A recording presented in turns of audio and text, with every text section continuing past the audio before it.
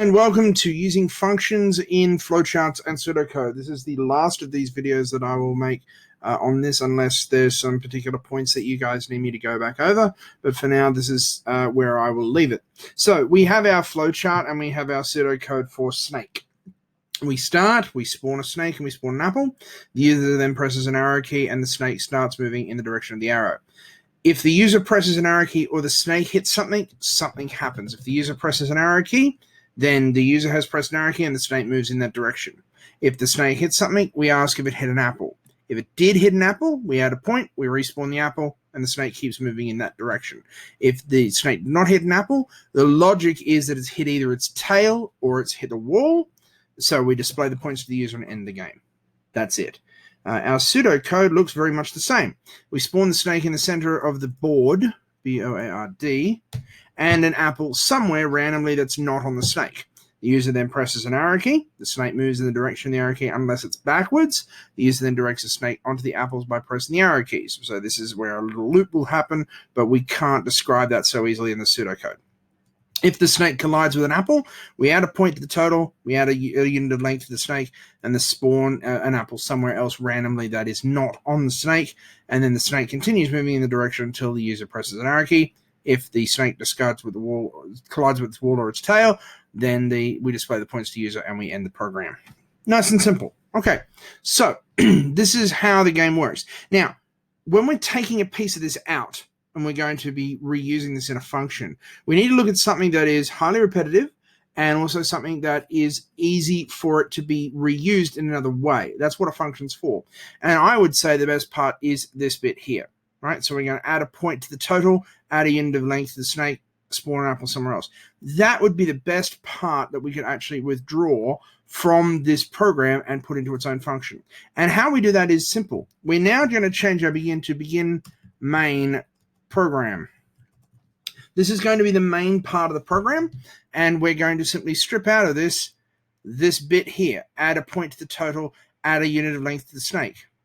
And this we're going to call a new function, and I'm going to give it now. I want you to use the keyword call, but we're going to call a function which I'm going to call apple. We use two brackets to say if we need to pass anything to it. So if we were actually passing it here, we could put some variable, but we don't need to do that in this case. So we're just calling apple and then ending if. That's what we will remove. Then down the bottom here, we will begin apple, the apple function.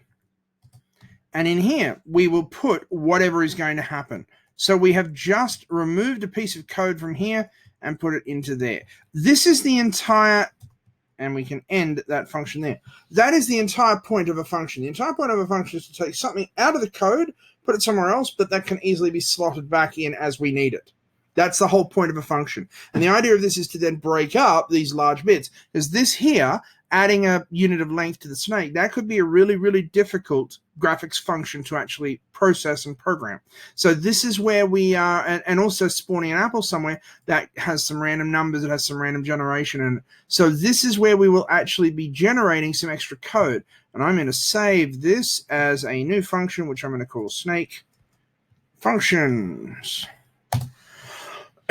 And that's it. That is what our pseudocode will now look like. So we are calling apple, and if we had to pass it something, we would. All that instruction information happens in there. Nice and simple. It's very easy. For our flowchart, same sort of thing.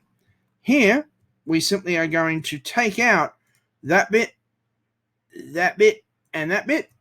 We're going to put them over to the side. So I'm going to just drop them down the bottom here. And in here, we go to our auto shapes. Now, in our processes, remember, we have to use the double line, and we put whatever the name is here. So from our flowcharts, we already know how to do that. I'm just going to grab the auto shape from flowcharts, that one there.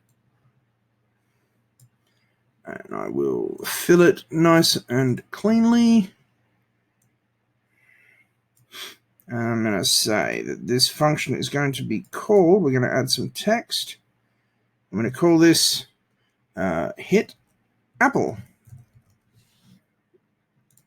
Now down here, and this is where our advantage is, I need to have the add a point go before we respawn the apple. So I'll just swap that arrow around like that. Nice and simple. And we don't need to put this on a different page or anything like that. As long as it is clearly somewhere separate, we can simply put that down there. We will have an end point. Oopsie, I don't want to do that. I'll copy that and paste it.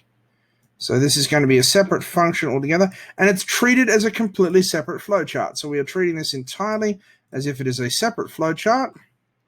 The only difference is now when we are putting our begin in, we're going to begin calling this hit apple.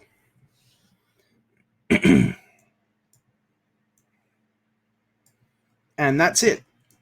That's our separate flowchart.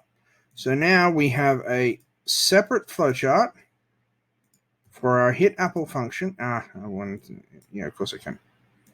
So we have a separate flowchart for our hit apple function, and that's what it looks like. It is completely, as you can see, completely separate, but now I know that over here, this is where I have, so to speak, hit an apple. So now I need to call on that function, and that function is down here called hit apple. Now, I would like you to have these names being the same. So this is called apple. I'm simply going to call this apple. And I'm going to give it brackets because that's what's being called. So we call apple like that. Put that back in the center. So now our function names even match up between our flow charts and pseudocode, and they should.